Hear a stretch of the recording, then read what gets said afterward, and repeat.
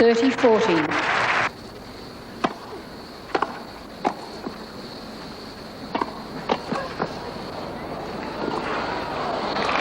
All.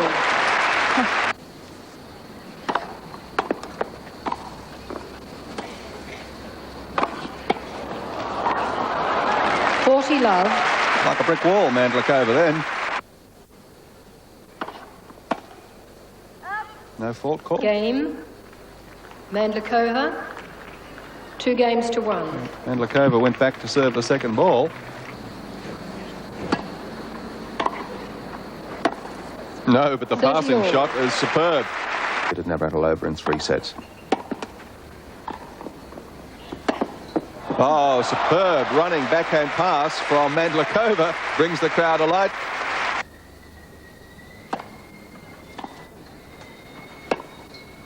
Oh, gee, what a shot.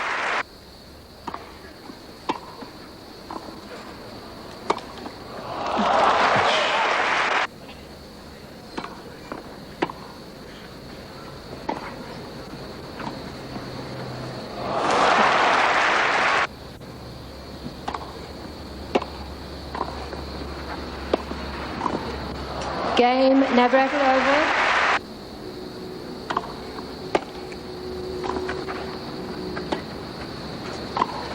Three all.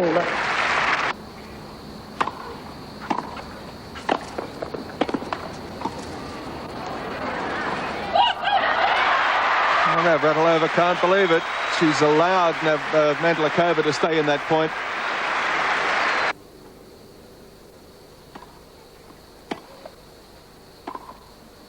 She's got the set. First set.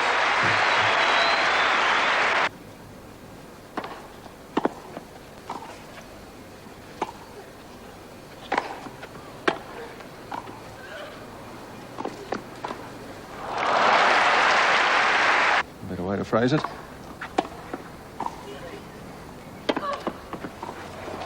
Well, that was a terrific shot hit by Navratilova. She was no way that she was going to get back for the drop shot from Mandlikova.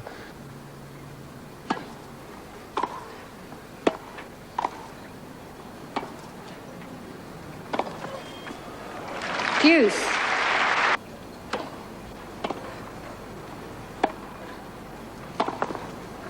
Superb. Advantage Navratilova. Break point now for 4 love.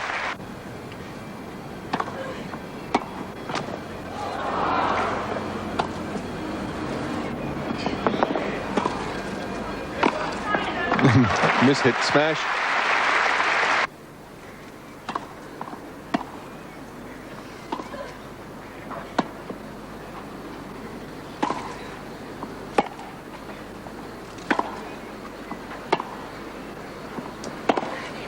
Mandlikova is the one that comes in, but it gets passed by Navratilova.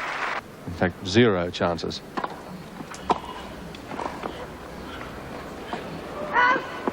See, that was a tough The call. ball was good. 15 love.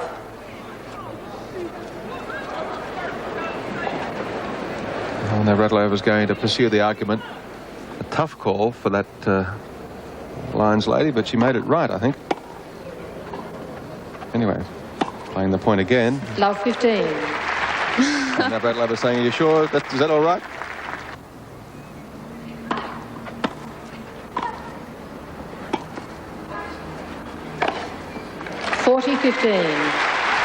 It's still set point. Deuce. Well saved. That's Game the second set. Second set, Navratilova, 6 games to 1. Love 40. And that great pass gives Martina 3 break points.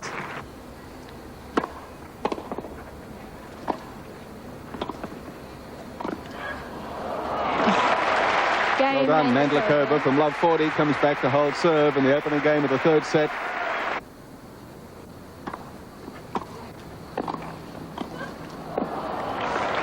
Advantage Navratilova.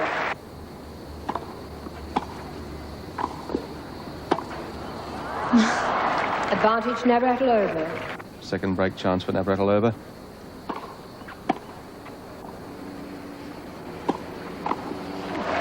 Picked it well, Mandlikova, that time.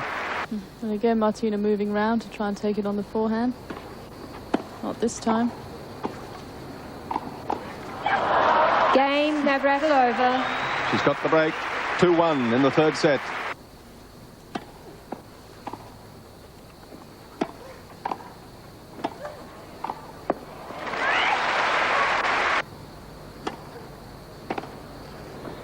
And she's got the break back.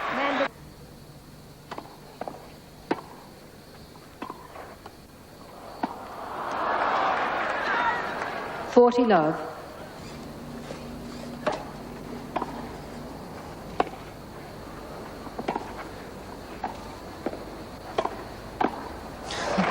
Love.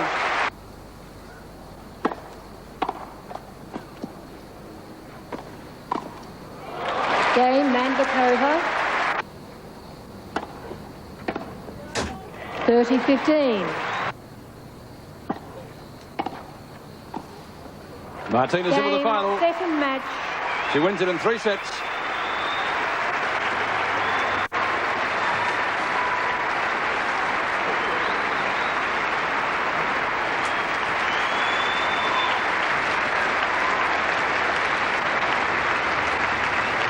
Martina Navratilova, 2-1. It's a weakness of hers, especially when it gets tough. She tends to just get the ball in and then occasionally double fault. So it still is a weakness for her.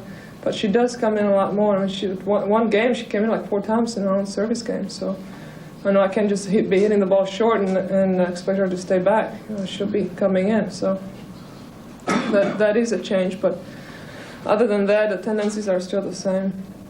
In terms of the outcome of the match, how significant is the fact that the #1 ranking is riding on the result? Well, I've improved on mine from last year. You see, my average is going to go up because I did so bad. Well, last year losing in the semifinals, and this year getting to the finals.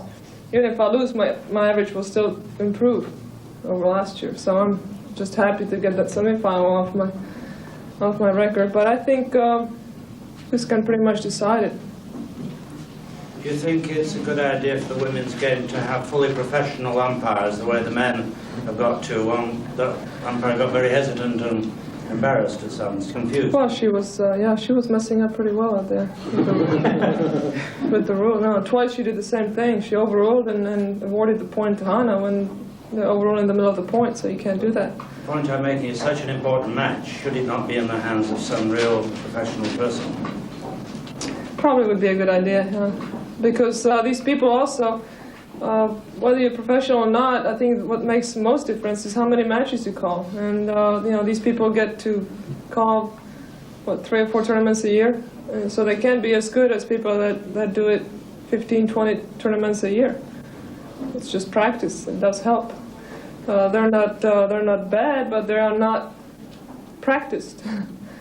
You know, you see the same people year after year, but they only call so many matches. They don't travel. On the other hand, the men still have their problems with their umpires. So overall, I think the women probably don't give the women umpires as hard a time as the men do to their people. Do you think the possibility of ending the year as #1, something she hasn't done for a few years, could lift Chris to new heights?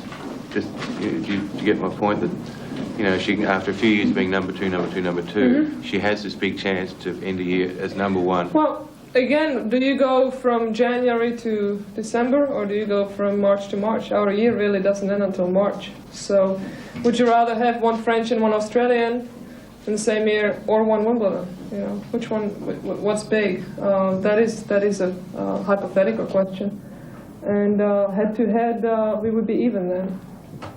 And Chris still would have 1 more loss for the year. So we're really, really close. Chris then would have the edge in the Grand Slam events, but I did win the biggest one of them all.